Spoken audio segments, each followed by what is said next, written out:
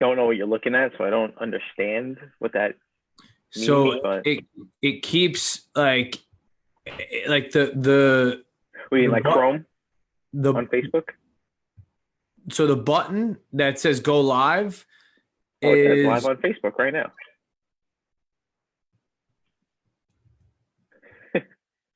Oh wow, are we live? It We says we are figured it now out. streaming. Yeah, we are now streaming. You're a wizard. All right, well, I think we got it.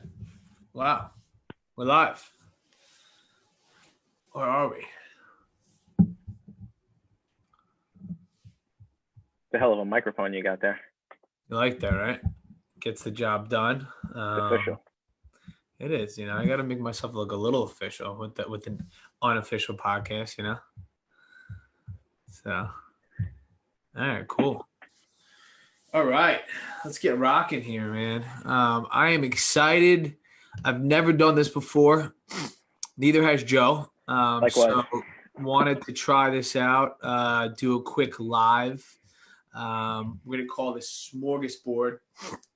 It's gonna talk about some things that drive sales and drive just relationships in business.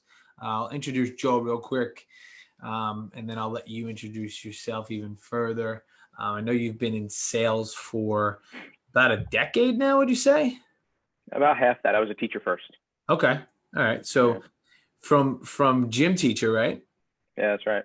So Health and physical education. We don't like to use the word gym teacher. It kind of dumbs it down. Physical education, please. Thank you. okay, fine, perfect. So physical education teacher to sales. I believe you were in the medical field first. Is that right? Yep. And then SaaS and now to business services. yeah, so I'll let you take it away. Let me hear a little bit about what makes you qualified in sales, and tell a little bit to the audience, man. I am but a mere mortal, Steve. I'm here to kind of just shed some light on experience, but also kind of be a mediator to turn it back on you, because I've listened to a bunch of your stuff and your podcasts and bring a lot of guests of value and giving some perspective. And I wanted you to be able to share. So really have a dialogue. But yeah, I've been in sales for 5 years now, kind of with the background in teaching, and I was a coach at the college level for college basketball. So trying to just make things more efficient, simple, easier, and then on the back end of that, increase productivity, or the results that are driven through that. And so it's all about relationship building. We've talked about that, and just looking to kind of pull that out of you as much as you pull it out of your guests in the past. So I'm going to play co-host for you today. I appreciate that, man, and I think we can give a lot of value here, and I know that we've in the past spoke about the word value, right, and how it's definitely something that's I'm able to provide value to you differently than I'm going to be able to provide value to someone else, right? I think it's definitely a word and a thing that is going to be different for every single person across the board, whether it's in business or it's just in your life in general. And I think we can really get deep into that because everything stems from relationships and how you make people feel emotionally. And I think that, I know that is the biggest feat, right? When going out and selling something is selling yourself before actually selling any sort of product whatsoever, because without that trust in you and without that trust in the salesman, right, they're never going to actually trust the product, right? And that from a first case scenario and in what you do, right, every single day. Yeah, we talked about just the other day. We were chatting about building a relationship with somebody. Who I am and what I sell is really secondary to look at what's going on today, right? Everybody's up in arms. The hysteria is at an all-time high. Yeah. So what's the important thing for you right now, right? How can I help you? How can I be of service to you? I did a cold call. I go door to door, not afraid to say it. And walked into a doctor's office. The guy goes, "What are you selling?" My first question was, "What do you need?" It. Who cares what I have? It's what do you need? How can I cater to that? How Yeah. can I support that? And to your point, mentally and emotionally. So you're going to deal with 100 different customers this year, prospects, right? Clients, and how do you meet those needs, and how do you provide value is not what the value is, right? For me, I'm currently selling water purification services. Health and safety is on the button of everybody right now, but it's a pretty low budget line item for most people. And so when I call these businesses in a very cold manner, they're not really leaning into that conversation. Okay. Well, I want to create a culture. I want to create a safe environment for your staff to come back to work. Well, maybe now you're talking, right? And how do I help you create that environment to increase the productivity? So, there's 100 different pitch points, but how it makes you feel is obviously the most important thing. If I'm just trying to shove something down your throat that you don't care about, it's going to make you feel anxious and you're going to run away. Yeah. No, I mean, absolutely. And, what would you say is the biggest piece of value, right, that you're able to bring that business owner, right, that is not necessarily happy with their current water purification system, right? And I mean, I don't mean to cut you off, right? But forget water purification, right? Just imagine any salesperson, yourself included. Like, I come from a background of teaching and coaching. So how do you make the life of your clients easier? How do I make that easy? Are you looking to get somebody into a home that is up against the clock because they're starting a family and they're trying to rush, right? So maybe how many prospects or homes can you show in a short amount of time? Or, maybe you're playing the long game, finding the right thing. What service are you providing? And for me, it's not about health or safety. It's about how I can make your life easier, right? Essentially, I love things that make my life easier. That's why you have, I don't know, all sorts of things. The robot, I think you turned me on to the vacuum cleaner, the robot. Yeah. I've never seen so much dog hair in my entire life. It comes right off the ground. I change the thing multiple times a day. You sold me that and you made my life that much easier. That's cool. And that's the power of word of mouth, right? Is just, it works for me. Hey, you have a dog too. Let's try it. But, maybe it's not effective for someone who doesn't necessarily have a dog that, that needs to pick up hair day in and day out, right? And that goes to kind of being custom tailored and custom tailoring your solutions for people. And that's what we do, right? Is, it's not a one size fits all equation, and it never will be, because the guy who comes to me who is in a distressed situation that needs to sell his house in a very quick period of time is going to be different from someone who is not necessarily motivated and wants top price for the home, and doesn't really have an agenda as to when it needs to be sold, right? So that definitely has a huge piece of what we do every single day, because as an entrepreneur, right, you're not necessarily going out and just like, trying to sell as much as possible, because you'll just be spinning your wheels without actually having some sort of purpose or underlying reason as to what you're selling, right? Because we're basically a real estate solutions company that is a company that can do it all, right? Where we if we can't do it personally, we have someone who can do that. We trust that we can push you in the right direction. But until we dig deep enough to really understand what the problem is, or what you truly are looking for, what your true goals are, we can't possibly help you, because then it's no longer that custom tailored approach. It's like, okay, now it's one size fits all because you're not giving me enough information as to how I can help you and how I can best, what the best product or what the best service suited for you is. Yeah, and I think it's, to your point, it's how you feel around that whole process, right? I mean, Ooh, the product can be the bee's knees, but unless I know how you feel about it, whether or not you're leaning into that conversation, makes all the difference in terms of your effectivity. So, I earlier this year, I read Emotional Intelligence 2.0. It was great book. recommended by my mentor in sales right now, and he was kind of saying, hey, like, make the sale emotional. And this is something I've recently come across and really tried to make strides in, personally and professionally. But hey, make the sale or make the decision emotional. And I always thought that I was an emotionally intelligent person because I was dismissive of the emotions. To take emotions out of it, my product is the best because it's got A, B, C.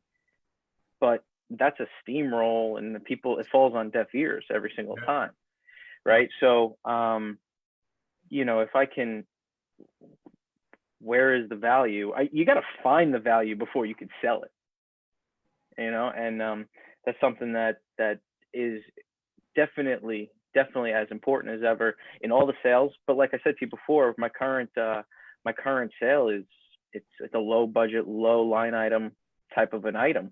So making it important and showing people why it's important is it's an art, right? I get to be a little bit of a conversational artist in that way, and it's different for everybody. Yeah. And how do you approach that, right? And I think that's a huge thing we can really get into is how do you approach the sale, right? What are some of the big questions or most important questions that you're asking? Because I think if you're not making the right, if you're not asking the right questions, you're never going to get the right answers. For sure. um it's all about the quality of the question is going to determine the quality of the answer, and without quality questions you're never going to really be able to get the right answers that you need in order to help that person or to be able to provide the value that person needs. So what's your approach? How do you approach that that situation, and what are some of the most important questions that you're asking when you're making a sale, right? Hey, Steve, how long have you been in the real estate industry? Just about a little over 5 years now. And have you always been with the company that you're with now, or have you kind of, transformed and molded your role from one place to the next, or is this kind of your entrepreneurial thing? It's always been your baby that you've managed.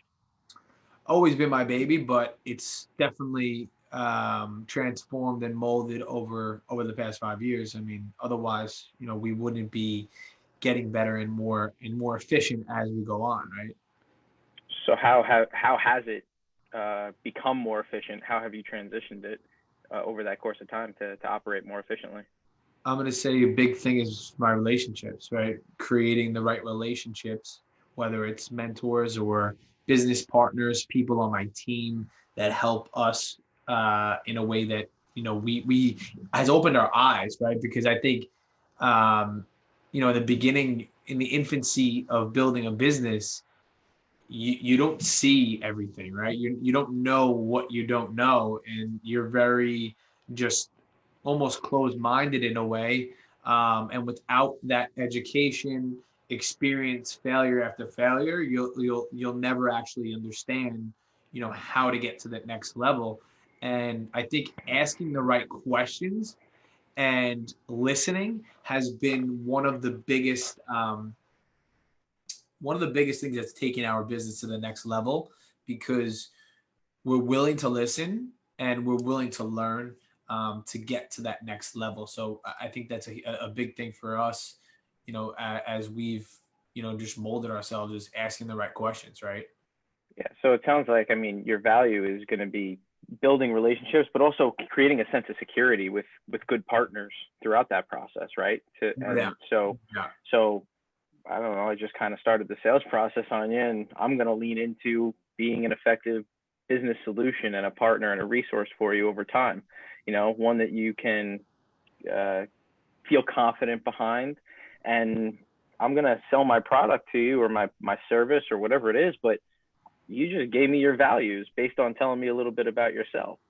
And there's your pitch points as a salesperson, right? I mean, you asked me what questions do I ask. I just came out and asked them, not that I'm some sort of sales guru, definitely not that, right? But you ask about the person. If they're not one of those stonewall decision makers, they like to talk about themselves. And you told me what was important to you, and now I could serve and sell you value because I know a little bit more. Absolutely. And then that goes back to the custom tailored approach, because now you're able to understand what's important to me, and that in turn helps you, with the remainder of your approach, right? Yeah, you and I were chatting last night. I was talking about a movie off the cuff, and I started another one. Big movie guy. Huge movie guy. Love him. And I don't watch him as often because my better half falls asleep during every single one she's ever watched. So it's hard to get through. I have a similar problem. So yeah. So I started Won't You Be My Neighbor? Or no, Beautiful Day in the Neighborhood with Tom Hanks. He plays Mr. Rogers. And the guy, as Tom Hanks portrays him, but I remember the show as a kid, right? Growing up, definitely tuned in. But there was a scene, and he just meets the reporter that is, like a tragic guy. But the point is that I'm getting to is Mr. Rogers was like, the most important part of his day was talking to the person that he was talking to. The most important part of my world right now is talking to you and making sure that that's a good experience for you, right? Making sure that, I don't know, there's a really great quote. I'm not going to get off on too many tangents at once here, but I want to make sure that this is a positive experience, and I leave you feeling better after this conversation than, I don't know, the auto, robot call, the robot dialer that you got called at about 4:35 because they know that you're getting off work at that point in time. So the point that I'm getting to is, you talk about a show that was teaching children and youth emotional intelligence back in the day, and then it kind of just hit me right between the eyes as I was watching the movie, that he made it sound like, oh, my day's so much better now because I'm talking to you. And there's a lot of disingenuous people that'll sell you that, right? Hey, Steve, great to it's like, all right, you're spewing nonsense all over me right now. But it doesn't have to be disingenuous. You can make it authentic. And, this is a highlight of my day because, truthfully, I've never done a live before. I've never done a podcast before. And I appreciate the fact that you're having me on here because it's outside of my comfort zone. So you've given me that. And so I want to make it positive for you. And that's, if you could be mutually beneficial, that's good relationships and business. It transcends all things. Yeah. And it's also about being in the moment, right? Because you just said that this is the most important thing in your life right now because this is where we are. And I definitely used to struggle with that for sure. Still to this day, I work on it day in and day out, just being in the moment and understanding that nothing else matters while I'm here, right? Nothing else, right? It doesn't matter about, what I'm dealing with in business, what, call I have in an hour, what meeting I have later on this evening. It just doesn't matter, right? And that is a skill that will truly change your life forever if you can master it, right? And you can master just not letting anything else, take your mind and your current being away from this right now where we are currently. And I appreciate that every single day. And I'm excited to continuously work on that to really try and perfect that. Because again, I think that, that's really the goal in living the life that I truly want to live and being happy, right? Because I think happiness is drawn from being in the moment, right? And actually like consciously making sure that you're making the right decisions every moment throughout the day that kind of follows your purpose and what makes you feel fulfilled throughout each and every day. 100%. And I think everybody struggles with anxiety to some degree, right? No doubt. It doesn't matter who you are. There's some level where you get caught up in the past or you're worrying about the future as opposed to, staying present. And I think when you talk to people, if you can be present and help them be present, right, as a salesperson or an entrepreneur, I mean, again, we're talking about all relationships here, but that's a tremendously important thing. So if you're able to foster that presence, you'd be that much more successful. You said a lot there, and I wasn't taking my notes, but if I have a salesperson, and just giving examples off of my experience, right? I walk into an office and I'm just like, hey, this is who I want to talk to. Da, da, da, da, da, da. It's like, I'm worried about 1,000 other things. Get out of my face. Like, I don't care who you are. I don't care what you got. You could be giving it away for free. You just blew up my day, or, Yeah. And so, hey, listen, I could go through cold calling techniques. That's not the whole point of this, right? But I think everybody struggles with that, being present. I know I have. I actually struggle with it more now that I've gotten older. I think as a young guy, I was just like always on the move, right? Always on to the next thing. Didn't have almost time to think about it. Probably didn't have the mental maturity to think about it, right?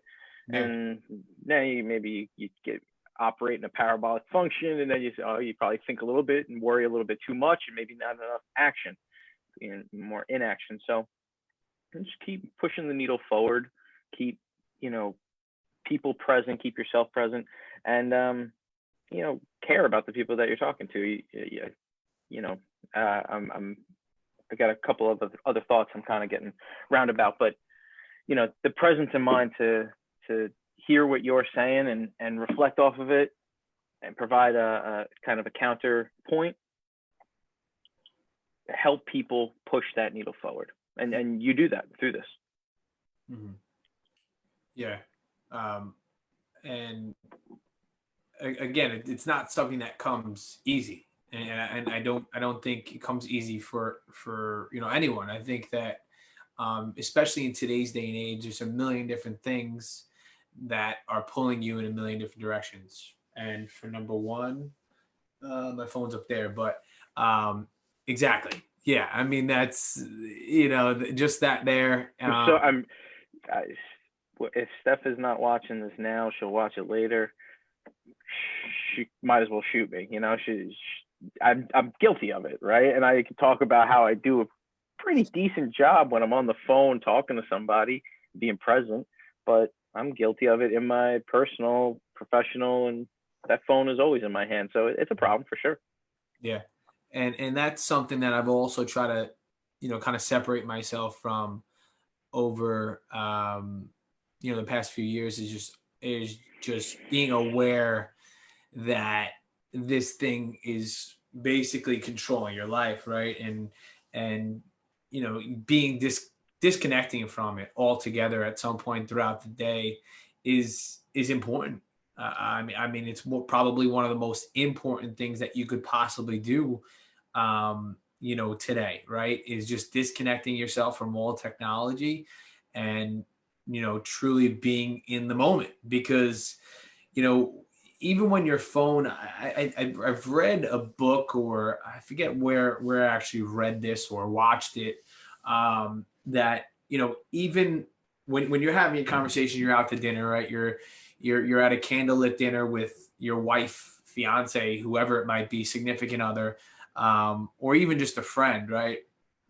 And your phone is actually on the table, right? Even if it's turned upside down, it doesn't matter, right? It doesn't matter if it's turned upside down, it's right side up. It doesn't matter. if it's visible to that other person is going to feel as if they're still not that most important person or thing in your existence at that moment, right? So it's just funny how it really truly Distracting. like, yeah, it's so distracting. And whether it's distracting to you or the person that you're eating dinner with, it's probably distracting to both. But I mean, let me get my phone because I have my branding on my phone, like, so I think it's cool to just put it upside down on the table, right? But at the same time, it's like, I think it's a huge distraction. I mean, and I forget where I've heard that, Reddit or watched it, whatever. But I mean, it's just, I could feel myself getting irritated when we're watching a show and she's watching like on her phone, or even if it's important, even if it's responding to a friend, I'm like, you're missing the best part. yeah, Like, this is an important scene. yeah. Or you miss a line, and I just it and I get annoyed, and so it doesn't necessarily mean I'm very cognizant of it, as I admitted before. So and that's half the problem, right? Because it bugs you, but then you're basically doing it, in a different moment. Self-awareness is huge. That it is. Yeah. That it is, man. And being aware and again, just disconnecting from it. Obviously you don't have to be disconnected from it all day, because I think that, again, it's a powerful tool. It's a powerful piece of technology, but, knowing how to use it as a tool to help yourself progress and increase productivity, I think is the ultimate goal. But, you have to be aware of it. You have to try to, I think that also it's not a brand new feature, but the feature that kind of gives you the screen time and the breakdown of what you're actually using the phone for. I think that's a great tool. Yeah. Because it teaches you, where you're at. Are you actually using this for, reasons of productivity, or are you using it to scroll through Instagram for 6 hours of the day? And I'd be scared to see the stats on, what the age group from 15 to 25 or even 30 for that matter, right? How many hours of just time between Instagram, TikTok, Facebook it's probably a disgusting average. Yeah, it's data, right? So at the end of the day, it's a metric that you can't manipulate, right? I mean, slap there in your face. It's a fact, Jack. You can't alter it. It's data, and I mean, every big business, tech company, it doesn't matter who you are, you're making business decisions on data. It's a really good barometer for oneself to have, good data on themselves and their habits, and make a change. And yeah, I've had my nose rubbed in it before, and probably will again in the future. But it's something that you can, when you talk about self-improvement, it's a very, very good feedback tool for anybody. No doubt. And we use something similar in business. We call it KPIs, and those your key performance indicators, right? It's just kind of keeping track and understanding what those stats look like day in and day out, to understand, what's working, what's not. How can we increase efficiencies in our operations? Well, how can we increase efficiencies, in our marketing and sales, right? Because at the end of the day, if you're not keeping track and you're just throwing money at marketing and not understanding what the analytics look like, you're never going to be able to increase your efficiencies. You don't know what works and what doesn't, right?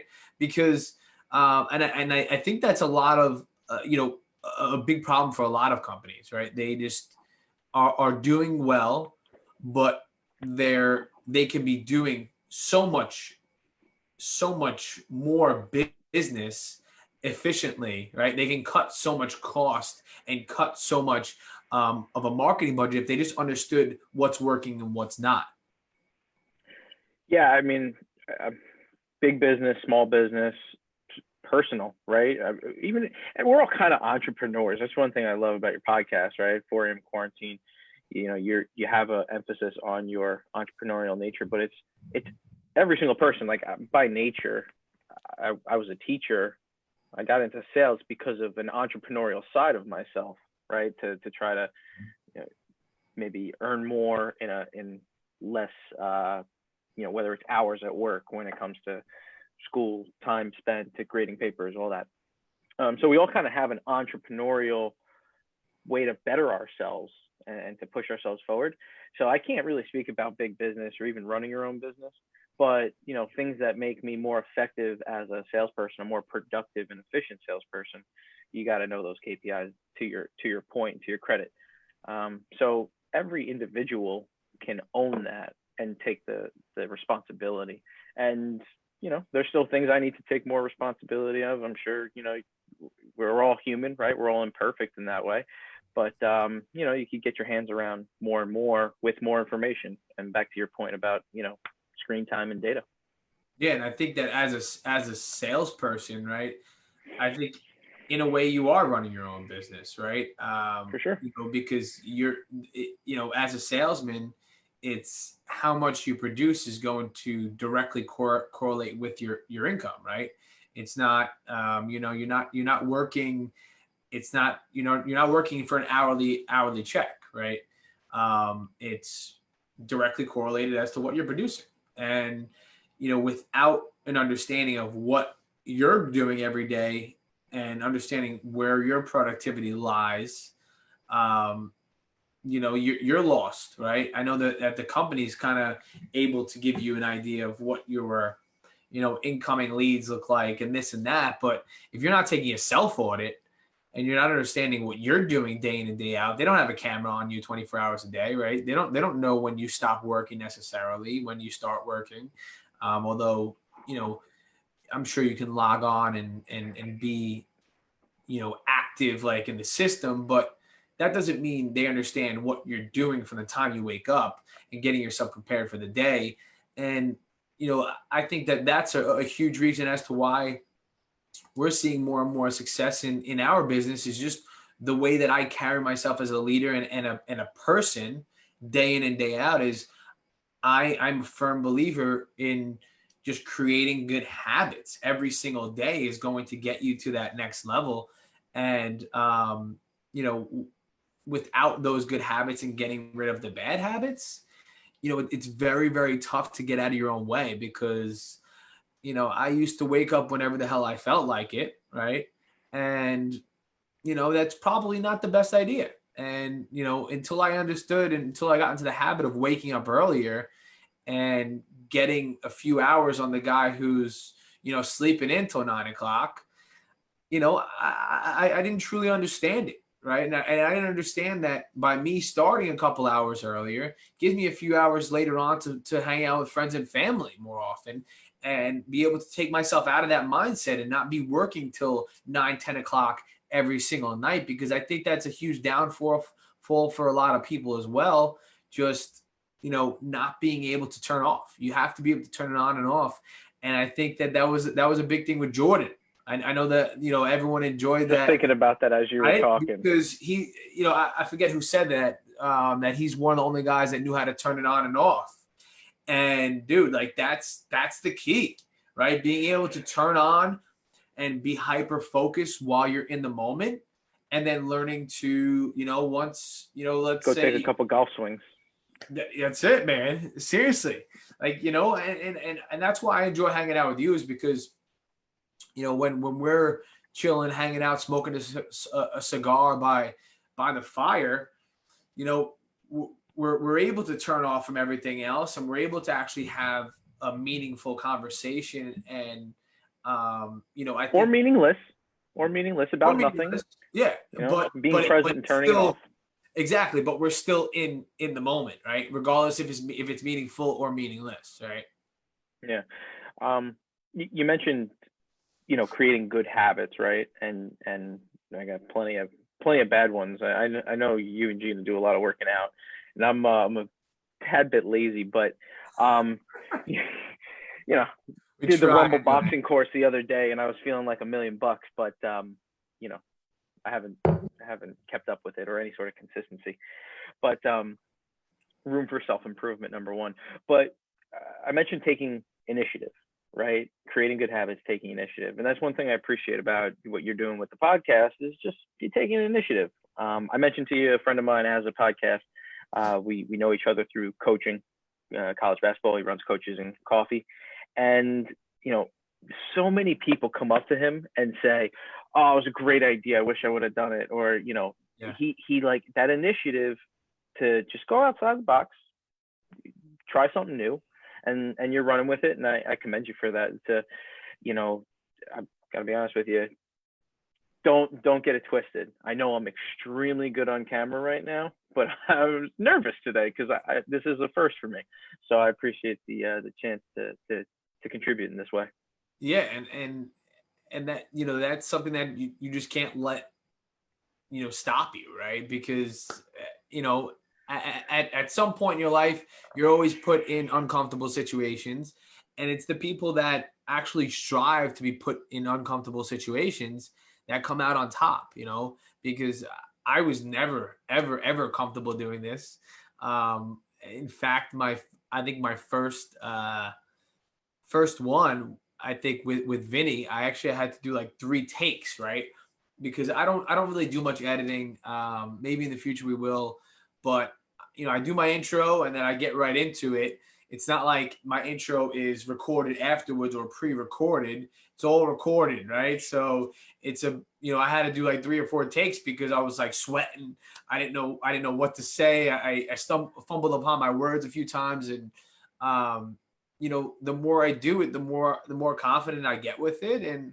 And you know, at the end of the day, do I really care what Joe Schmo thinks about, you know, my podcast or how my approach is or anything like that? You know, if I can provide value to one person, you know, from each podcast we do weekly, then my job is done, man. And I think just by doing this with you again, you know, it helps me too, right? Because, you know, it helps me create clarity with my thoughts and everything that we're doing. And I appreciate you hopping on and kind of shedding some light on me a little bit, because I'm able to talk and give my perspective a little bit more. And, you know, you made a great point. Maybe that's, you know, the direction we have to run with the podcast a little bit. It's not necessarily just all about the guest and who you're necessarily interviewing, right? It can be a very constructive conversation where we are, you know, trading thoughts back and forth. Yeah, I mean, I talked to you about this. I mentioned it last weekend. Joe Rogan signed $100 million deal yesterday with Spotify. Ridiculous, right? Ridiculous. And Joe Rogan is humble enough to say, I was terrible at having a conversation in the first, I don't know how many years, right? He always is learning something new. I listen to him when he's got great guests on, like Elon Musk. I listen to him when I have you know, a comedian friend of his that I've never even heard about because I like his take. And he's the consistency of that media outlet, communication media, right? Comedian. If you break down the word, it kind of turned a switch on for me. You know, as I was thinking about it. But point is, it's a thing for you to get better at. It's a thing for me to get better at. You know, and so thanks for the time of stepping outside the box. Yeah, no doubt, man. Of course. And I'm excited for where this journey goes. I'm excited to be able to have more and more guests on that, you know, wouldn't necessarily get the chance to be on maybe a larger podcast, right? Because, you know, and of course we vet our guests and you know, we get messages. And that's nonsense, Steve Rivera. You didn't vet me. I'm a kamikaze, dude. Well, listen, man, I'm getting emails, DMs, and you name it, day in and day out, trying to get on the podcast. But good for you. That's awesome. But for real, like we're interviewing, we're making sure that, if I don't have a personal relationship, I want to get to know you before, I just have you on, and I don't want to waste anyone's time. So, again, I definitely. That's why you gave me the live version. You gave me the cut rate version of 4 a.m.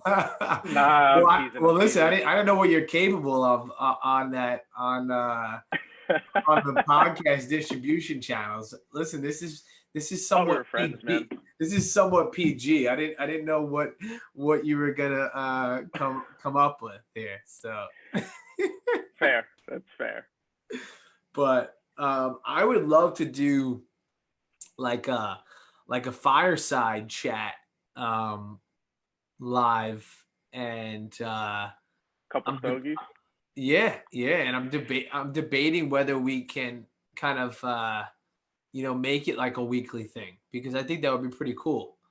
Just getting or letting our hair down a little bit, Yeah, that or doing maybe some other checkpoints. Obviously, started this in quarantine, right? And it feels like we're coming through it a little bit, but we're not totally there yet. So, if you repeat some of your guests, you bring on new people, kind of have a, hey, status post-COVID type of a thing going on. Yeah.